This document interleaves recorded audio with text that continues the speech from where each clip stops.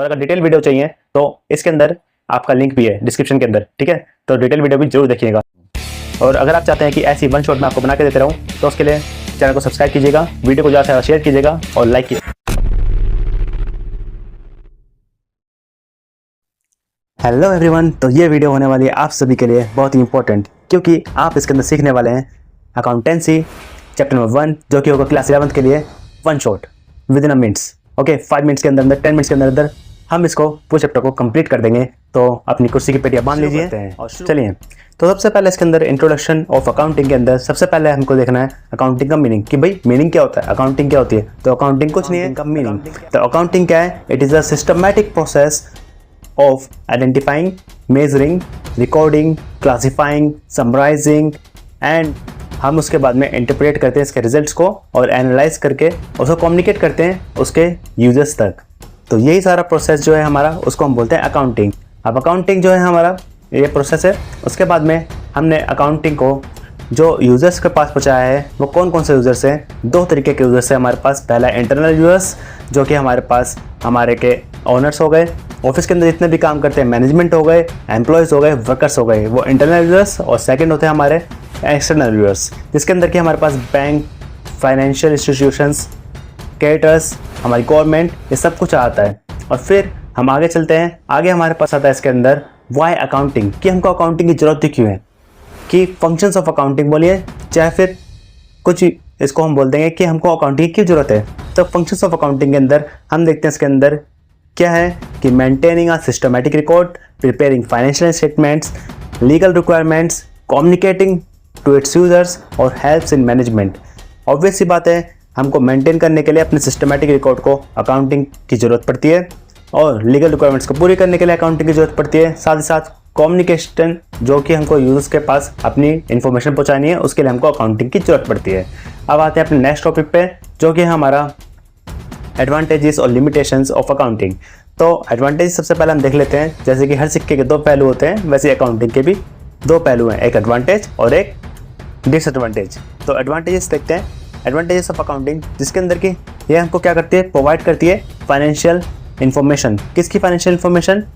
जो कि हमारी फाइनेंशियल पोजीशन और फाइनेंशियल परफॉर्मेंस। फाइनेंशियल परफॉर्मेंस हमको बताता है प्रॉफिट एंड लॉस अकाउंट, और फाइनेंशियल पोजीशन हमको बताती है कौन? Balance sheet. ये हमारी मेमोरी को रिप्लेस कर देती है। अब हर एक चीज़ हम नहीं याद कर पाते, नहीं याद रख पाते हैं अपने ट्रांजेक्शन्स को, तो उसके लिए अकाउंटिंग हमारे लिए बहुत ज़्यादा हेल्पफुल होती है, क्योंकि हम इसके अंदर सारी चीज़ें हम रिकॉर्डिंग कर लेते हैं और साथ साथ क्लासीफाई कर लेते हैं, उसको फिर एनालाइज करके उसके रिजल्ट को इंटरप्रेट करके उसको यूजर्स तक पहुँचाते हैं। ठीक, फिर बाद में हम देखते हैं इसके अंदर की सेटलमेंट ऑफ टैक्स लायबिलिटी, हमारा अगला एडवांटेज है, जो कि हमें टैक्स लायबिलिटी के लिए अकाउंटिंग बहुत ज़्यादा जरूरी होती है। उसके बाद में हेल्प करता है, किस लिए? अगर हमको अपना बिजनेस को सेल करना हो तो क्या करता है? अकाउंटिंग हमारी हेल्प करता है। क्यों? क्योंकि उससे हमारी एसेट्स और लायबिलिटीज पता रहती है, जिसको हम अपना बिजनेस बेच रहे होते हैं। ठीक, फिर हम देखते हैं डिसीजन मेकिंग के अंदर ये हमको बहुत ज़्यादा हेल्पफुल रहती है अकाउंटिंग। और फिर एविडेंस होता है कोर्ट में, कहीं पर भी कोर्ट में आकर दिखा दीजिए अपने फाइनेंशियल स्टेटमेंट्स को और वो आपके लिए एक एविडेंस बन जाए कोर्ट के अंदर। अब आते हैं दूसरे पहलू पर सिक्के के, जो कि हमारा डिसएडवांटेज ऑफ अकाउंटिंग, ठीक है, जिसको हम बोलते हैं limitations of accounting. Limitations of accounting इसके अंदर एक तो है कि अनरियलिस्टिक इन्फॉर्मेशन, जैसे डेप्रिसिएशन हम कितना ही % लगा दें, अनरियलिस्टिक है, किसी को नहीं पता, तो ये हमारा डिसएडवांटेज है, लिमिटेशन है अकाउंटिंग की। सेकेंड है हमारे पास ignores quality element. Quality element को इग्नोर करता है, हमेशा क्वांटिटी लेता है, वर्कर्स ने कितना मेहनत करी, कितनी ऑनेस्टी रही, कितनी उसके हार्ड वर्किंग है, इन सबको इग्नोर करता है कौन? अकाउंटिंग। सेकेंड हमारे पास प्राइस लेवल इफेक्ट को ये बिल्कुल ही इग्नोर कर देता है। सेकेंड, उसके बाद में हमारे पास आता है नॉट फुली एग्जैक्ट, पूरा एग्जैक्ट नहीं है, कुछ पॉइंट्स में आता है, कभी कभी अप्रॉक्सीमेटली आता है, हम उसको कन्वर्ट करके टर्नओवर करके कुछ बनाते हैं और ये फुली एग्जैक्ट नहीं होता।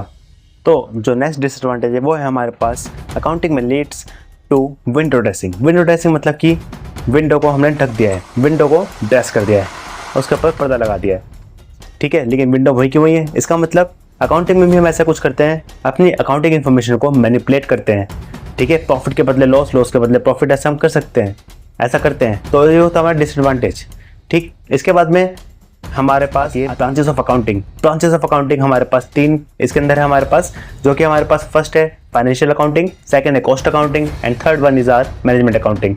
फाइनेंशियल अकाउंटिंग क्या होती है? जिसके अंदर हम सीखते हैं ट्रेडिंग अकाउंट बनाना, प्रॉफिट एंड लॉस अकाउंट बनाना, बैलेंस शीट बनाना, और उसको एनालाइज करके उसके रिजल्ट्स को हम इंटरप्रेट करते हैं। ठीक, वो है हमारी फाइनेंशियल अकाउंटिंग। क्लास 11 से लेकर क्लास 12 तक आपको यही पढ़नी है, फाइनेंशियल अकाउंटिंग। सेकंड हमारे पास आती है कॉस्ट अकाउंटिंग। कॉस्ट अकाउंटिंग क्या है? इसके अंदर हम क्या करते हैं, जितनी भी हमारे पास कॉस्ट इनकर होती है वो सारी की सारी हम इसके अंदर कैलकुलेट करते हैं, जैसे कि cost of production, cost of processing, cost of operations, ये सब कुछ हम इसके अंदर देखते हैं। ठीक, जो कि हमारे पास अब आएगी थर्ड है हमारे पास मैनेजमेंट अकाउंटिंग, जिसे हम बोलते हैं मैनेजरियल अकाउंटिंग भी। ये हम सीखेंगे ग्रेजुएशन लेवल पे अगर 12th के बाद। ठीक है, इसके अंदर हम क्या सीखेंगे, ये मैनेजमेंट का काम है वैसे तो इसके अंदर हम क्या देखेंगे कि मैनेज करना सीखेंगे, हम फंड्स को मैनेज करना, कोर्स को मैनेज करना, ये सब कुछ हम इसके अंदर सीखेंगे अपने मैनेजमेंट अकाउंटिंग के अंदर। इसके बाद में हमारे पास नेक्स्ट टॉपिक जो होता है वो होता है हमारे पास अब system of accounting. Systems of accounting मतलब कि हमारे पास सिर्फ 2 ही सिस्टम्स है अकाउंटिंग के। एक है हमारे पास double entry bookkeeping system, जो कि आपकी अकाउंटिंग बुक का नाम भी है, और सेकंड है हमारे पास सिंगल एंट्री सिस्टम। तो जो हमारे पास डबल एंट्री सिस्टम है उसके अंदर क्या होता है, डबल मतलब दो एस्पेक्ट होते हैं हर किसी के, हर ट्रांजेक्शंस के, जो कि हमारे एक होता है डेबिट और एक होता है क्रेडिट। वही होती है हमारी डबल एंट्री सिस्टम। सेकंड हमारे पास आता है इसके अंदर single entry system. Single entry system क्या है, ये इनकम्प्लीट रिकॉर्ड होता है, इसको हम दूसरे नाम से जानते हैं, वो उसका नाम होता है हमारा इनकम्प्लीट रिकॉर्ड्स।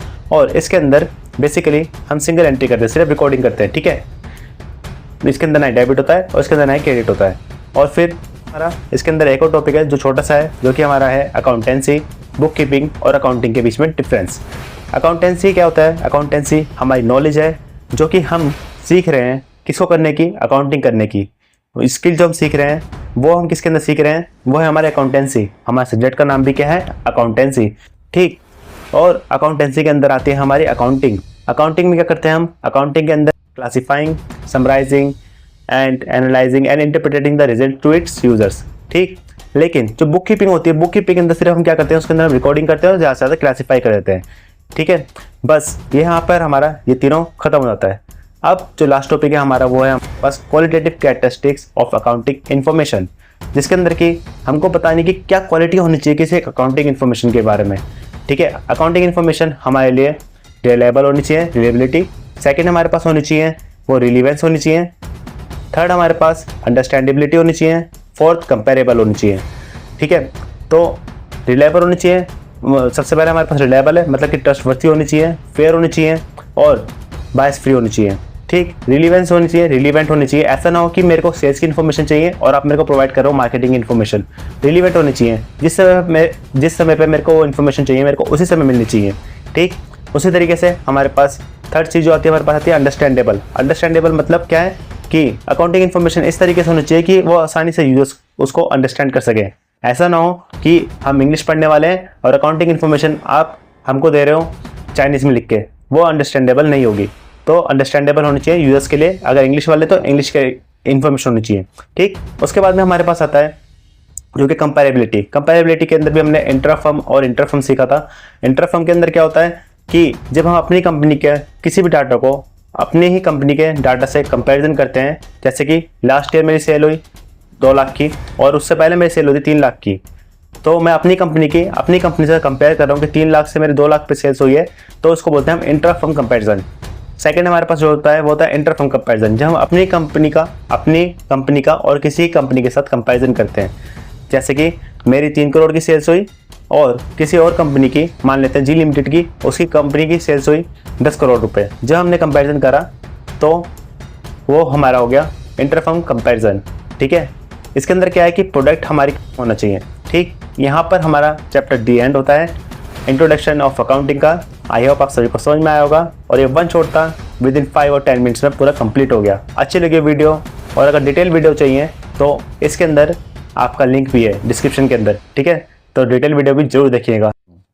और अगर आप चाहते हैं कि ऐसी 1 शॉट में आपको बना के देते रहूँ तो उसके लिए चैनल को सब्सक्राइब कीजिएगा, वीडियो को ज़्यादा से ज़्यादा शेयर कीजिएगा और लाइक कीजिएगा वीडियो को। Thank you and have a nice day.